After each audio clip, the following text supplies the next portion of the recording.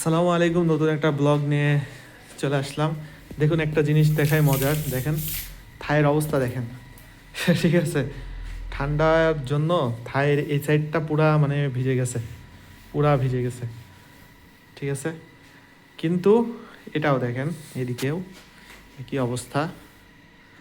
আবার ওই সাইড থেকে যদি আমরা দেখি, সেক্ষেত্রে এখানে আবার নেই, এদিকে আবার ওকে আছে সব, এদিকে সব ঠিকই আছে, এদিকে ওই রকম কিছুই নাই।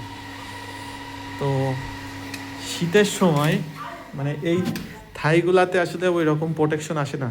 ঠিক আছে, আমাদের নিচের রুমগুলাতে যেগুলাতে কাঠের দরজা জানলা আছে সেগুলাতে ওকে আছে, কিন্তু যেগুলাতে থাই দেওয়া মানে এটা শুধুমাত্র সৌন্দর্যের জন্যই।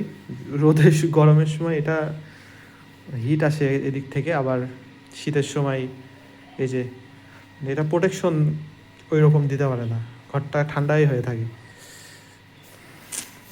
ওকে।